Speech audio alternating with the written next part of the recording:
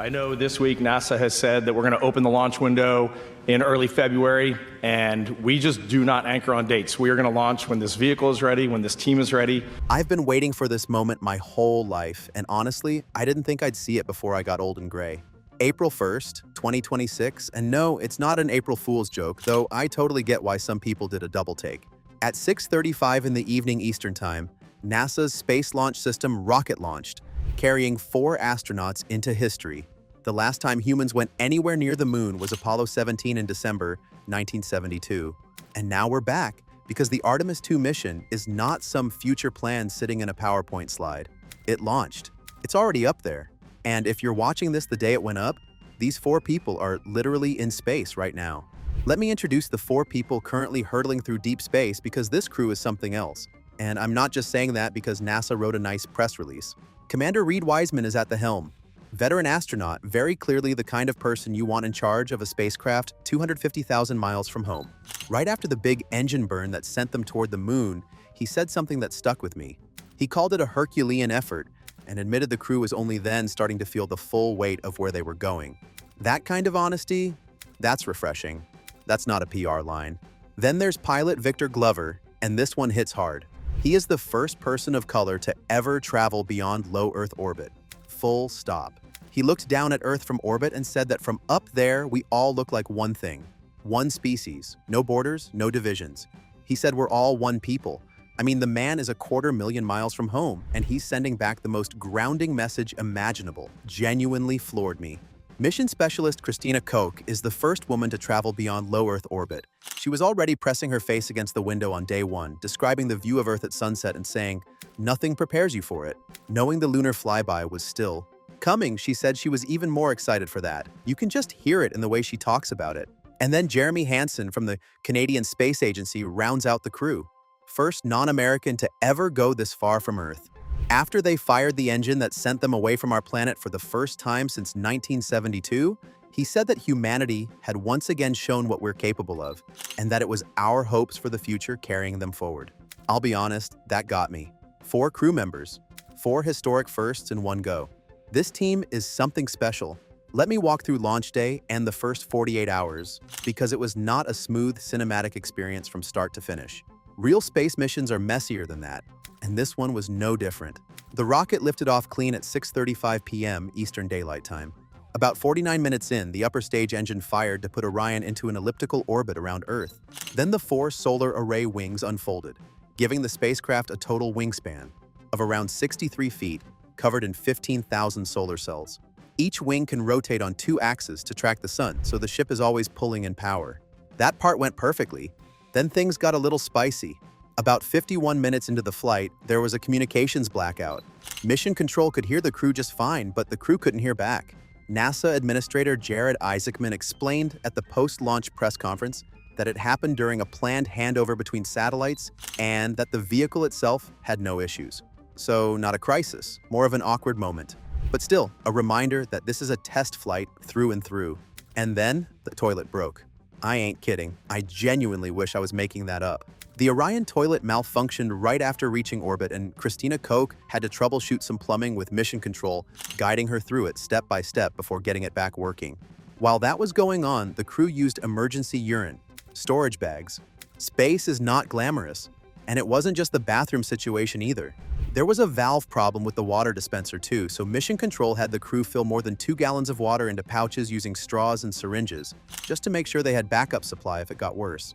This is the kind of stuff they don't show you in the movies, but the crew handled every bit of it and still found time to run a full manual piloting demonstration, maneuvering Orion around the upper stage as a docking target to test the spacecraft's handling. That stage was then disposed of via a burn over the Pacific Ocean. Systems check, passed, toilet and all. The moment that flipped this from a cool mission into a once-in-a-generation event came on April 2nd, the trans-lunar injection burn. Mission Control woke the crew up with John Legend's Green Light featuring Andre 3000, plus a whole round of cheers from every team at NASA. Then the service module engine fired for roughly 6 minutes, pushing Orion past 24,000 miles per hour and out of Earth's orbit entirely. NASA's Lori Glaze went in front of cameras and said the words, "For the first time since Apollo 17 in 1972, human beings had left Earth orbit." The burn was clean, no issues. Jeremy Hansen said the crew had their faces glued to the windows as Earth shrunk behind them. They were pressing so hard against the glass, they had to wipe off the smudges afterward. The record books are already getting rewritten too.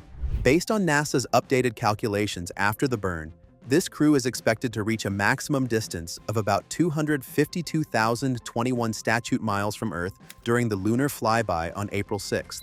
That beats the all-time record, which was held by the Apollo 13 crew. And for context, Apollo 13 hit that distance while dealing with a catastrophic onboard explosion and trying not to die. Artemis II is going to break that record on what is, by comparison, a routine flyby. Wild.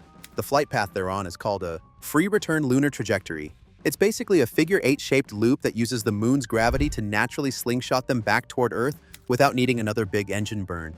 Efficient, elegant, smart engineering. I know some people are going to ask, and honestly I've already seen it in comments on other videos, why are they just looping around the moon and not landing? It's a fair question, and the answer is actually pretty important. Artemis II is a test flight.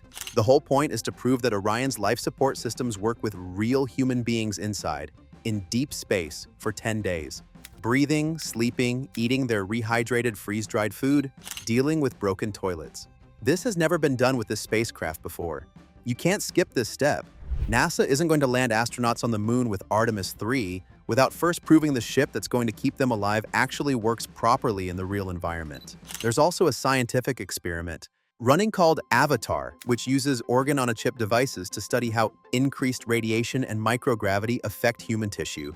That research will directly help NASA figure out how to protect crews on longer missions down the road, both on the moon and eventually on the way to Mars. The lunar flyby on April 6th will have the crew passing the moon while it's partially lit, creating long dramatic shadows across the surface that will make ridges, craters, and slopes way more visible than they'd be under full illumination.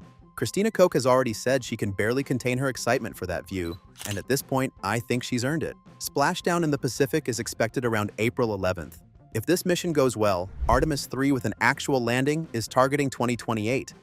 I want to be straight with you here because I know space coverage can feel overhyped. We've had a lot of historic moments thrown at us over the past several years, and it's reasonable to feel a little, numb to it. But I'd push back on that instinct for this one.